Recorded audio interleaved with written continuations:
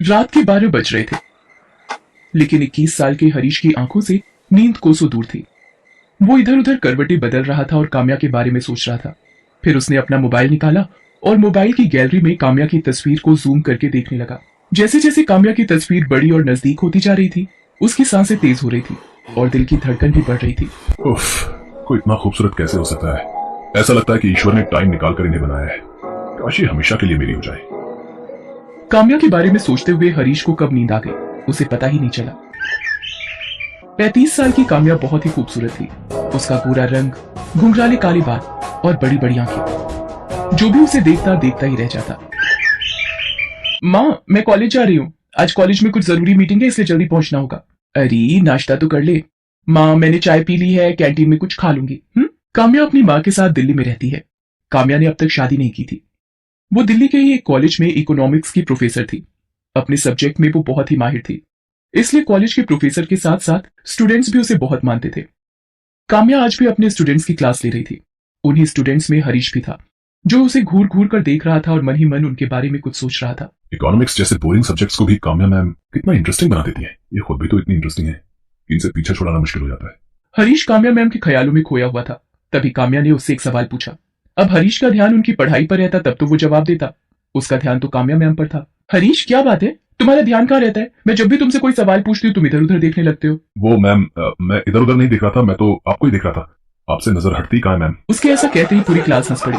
हरीश, ये तुम क्या कह रहे हो? मैम की डांट सुनते ही हरीश को अपनी गलती का एहसास हुआ और उसने अपनी बात को बदलते हुए कहा, सॉरी मैम, मेरा मतलब वो नहीं था। मैं तो ये कहना चाह रहा था कि आप इतना अच्छा पढ़ाती हैं कि कोई कहीं और कैसे ध्यान दे सकता है। अच्छा ठीक है, तो फिर मेरे सवाल का जवाब दो। उसी दिन की बात है, लंच का समय खत्म हो गया था। हरीश स्टाफ रूम के बाहर काम्या मैम का ही इंतजार कर रहा था। जैसे ही मैम स्टाफ रूम से निकलकर दूसरी क्लास की ओर बढ़ी, पीछे से हरीश ने उन्हें टोकते हुए कहा, एक्सक्यूज मी मैम। हरीश, तुम यहाँ? तुम्हें तो अपनी क्लास में होना चाहिए। मैम, वो मुझे आपसे कुछ बात करनी थी। मुझसे? हाँ बोलो, क्या बात है? उसके बाद हरीश ने डरते डरते धीमे से काम्या मैम से कहा, मैम, मैं आपसे ट्यूशन पढ़ना चाहता हूँ। ट्यूशन? पर मैं तो ट्यूशन नहीं पढ़ाती। तुम्हें कोई भी प्रॉब्लम है तो तुम मुझसे यहीं पूछ लो, मैं उसका सोल्यूशन दे दूंगी। सॉरी मैम, लेकिन यहाँ इतने सारे स्टूडेंट्स होते हैं कि मैं पूछ ही नहीं पाता, और कभी कभी तो लगता है कि कहीं मेरे किसी क्वेश्चन पर वो हंस ना दें। अरे ये क्या बात हुई? क्वेश्चन पूछने पर कोई क्यों हंसेगा? जितनी मर्जी है, और सब्जेक्ट से रिलेटेड जो भी सवाल है तुम पूछो। एक बार नहीं, बार बार पूछो, लेकिन ट्यूशन के लिए मुझसे मत कहो। लेकिन हरीश अपनी जिद पर अड़ा रहा और काम्या को इमोशनली ब्लैकमेल करने लगा। मैम, मेरा इकोनॉमिक्स बहुत ही कमजोर है। मुझे लगता है कि मैं इसमें फेल हो जाऊंगा। अगर मैं फेल हो गया तो पूरे कॉलेज और घर वालों के सामने मेरी नाक कट जाएगी। मैम, मेरे पापा किसान हैं। बहुत ही मेहनत से वो मुझे और मेरी बहन को कॉलेज में पढ़ा रहे हैं। उन्हें हम दोनों से बहुत सारी उम्मीदें हैं। अगर मैं फेल हो गया तो वो टूट जाएंगे मैम। ये कहते हुए हरीश रोने लगा। हालांकि उसके आंसू घड़ियाली थे और वो किसी तरह काम्या के घर जाना चाहता था, ताकि वो काम्या मैम के साथ अकेले में कुछ समय बिता सके, उन्हें देख सके, उन्हें महसूस कर सके और एक दिन अपने दिल की बात उनसे कह सके। लेकिन काम्या को इस बात का कहां पता था। उसके लिए तो हरीश भी बाकी स्टूडेंट्स की तरह ही था। आखिरकार काम्या ने उसे 1 घंटे घर पर ट्यूशन देने की बात कही। साथ ही ये भी कहा कि हरीश, तुम ये बात किसी और स्टूडेंट को मत बताना कि मैं तुम्हें ट्यूशन दे रही हूँ, क्योंकि मैं पर्सनली ट्यूशन के बहुत ही खिलाफ हूँ। भला ये बात हरीश किसी को क्यों बताता। हरीश अगले दिन से काम्या मैम के घर ट्यूशन पढ़ने जाने लगा। हरीश को काम्या के घर जाते हुए 1 हफ्ते हो गए थे। एक दिन काम्या उसे पढ़ा रही थी और वो हमेशा की तरह पढ़ाई से ज्यादा उनकी खूबसूरती में खोया हुआ था। मैम, बुरा ना माने तो आपसे एक बात कहूँ? हाँ हाँ बोलो। मैम, आप गलत प्रोफेशन में है। क्या मतलब गलत प्रोफेशन में हो? तुम्हारे हिसाब से मुझे किस प्रोफेशन में होना चाहिए था? मैम, आप इतनी खूबसूरत है कि आपको तो हीरोइन होना चाहिए था। कसम से, फैंस की लाइन लगी होती है आपके घर के बाहर, और उन फैंस में मैं सबसे आगे होता। उसकी बातों को सुनकर काम्या ने मुस्कुराते हुए उससे कहा, मेरी तारीफ करने के लिए शुक्रिया, लेकिन I am very happy with my profession. मैं बहुत खुश हूँ। इनफैक्ट मैं बचपन से ही टीचर बनना चाहती थी, ताकि समाज में वो बदलाव ला सकूं जिससे समाज ग्रो करे, वो नए सपने देखे और इस दुनिया को खूबसूरत। हरीश काम्या के यहाँ ट्यूशन पढ़ने आता रहा, लेकिन काम्या को अब यह एहसास होने लगा था कि वो पढ़ाई से ज्यादा उसमें दिलचस्पी ले रहा है। एक दिन तो उसने बहुत ही पर्सनल सा सवाल काम्या से किया, आपकी थिंकिंग आपकी ही तरह खूबसूरत है मैम। मैम, आप इतनी खूबसूरत हैं तो फिर आपने अब तक शादी क्यों नहीं की? क्या आप किसी से लव करती हैं? उस दिन काम्या ने हरीश को टोक दिया और कहा, देखो हरीश, तुम यहाँ जिस काम के लिए आते हो वही करो, मेरी पर्सनल लाइफ में इंटरफेयर मत करो और ना ही पर्सनल बातें करो। मैं देख रही हूँ कि तुम पढ़ाई से ज्यादा मेरी निजी जिंदगी में इंटरेस्ट लेते हो। मेरा फेवरेट कलर क्या है, मेरा फेवरेट खाना क्या है, मैं शादी कब करूंगी नहीं करूंगी, इन सब बातों में मत उलझो। और अगर आइंदा तुमने इस तरह की बातें की तो तुम्हें यहाँ आने की कोई जरूरत नहीं है। आई एम सॉरी मैम, मैंने आपको हर्ट किया। मेरा ऐसा कोई मतलब नहीं था। उस दिन हरीश घर जाकर काम्या के बारे में सोचता रहा। आज मैंने काम्या मैम का दिल दुखा दिया। मुझे ऐसा नहीं करना चाहिए था। आखिर मैं प्यार करता हूँ उनसे, और कोई भी प्यार करने वाला अपनी प्रेमिका को हर्ट तो नहीं करता। हरीश को यह सब सोचकर नींद नहीं आ रही थी। उसने उसी समय काम्या से माफी मांगने का सोचा।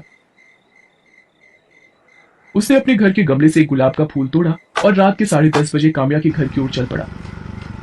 आज मैं काम्या मैम से माफी तो मांगूंगा ही, साथ ही उनसे अपने दिल की बात भी कह दूंगा। आखिर एक ना एक दिन तो उनको बोलना ही पड़ेगा ना। बिना बोले तो उन्हें मेरे दिल की फीलिंग्स कैसे पता लगेंगी। काम्या के घर पहुंचते पहुंचते रात के 11:30 बज गए थे। हर ओर सन्नाटा छा गया था। काम्या के घर का दरवाजा भी बंद था। मैम के घर का दरवाजा तो बंद है, लेकिन मैं उनसे माफी मांगे बिना और दिल की बातें कहे बिना नहीं जाऊंगा। उसके बाद हरीश पाइप के सहारे काम्या मैम की बालकनी में पहुंचा, फिर घर के अंदर चला गया। काम्या उस समय सो रही थी। हरीश मैम को देखने लगा। मैम सोए हुए में भी कितनी खूबसूरत लग रही है, ऐसा लग रहा है कि मैं इन्हें गले लगा लूं। हरीश मैम की तरफ बढ़ने लगा। तभी हरीश के मोबाइल की रिंग बजी। जब तक वो अपने फोन को साइलेंट मोड में करता, रिंग की आवाज से काम्या की नींद खुल गई। उसने अपने सामने हरीश को देखा तो वो बहुत डर गई। हरीश, तुम यहाँ और इस वक्त तुम अंदर कैसे आए? मैम मैं आपसे माफी मांगने आया हूँ।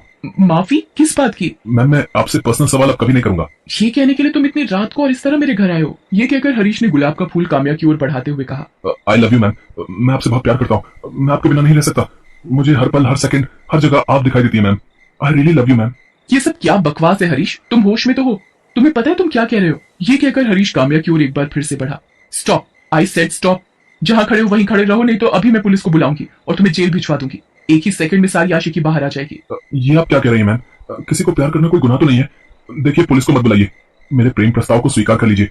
वैसे मैं जानता हूँ कि आप भी मुझे चाहती हैं, बस कहने से डरती हैं।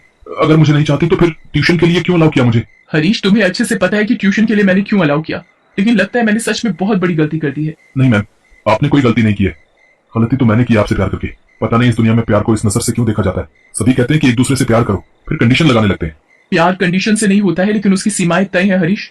मान लो कल को कोई इस तरह तुम्हारी बहन के कमरे में घुस जाए और उससे बदतमीजी करे, उसे जबरदस्ती प्रेम प्रस्ताव दे, तो तुम क्या करोगे? कोई मेरी बहन के कमरे में घुसेगा तो मैं उसे जान से मार दूंगा। अपनी बहन पर बात आई तो उसे जान से मारने लगे। मैं भी तो किसी की बहन हूँ, बेटी हूँ।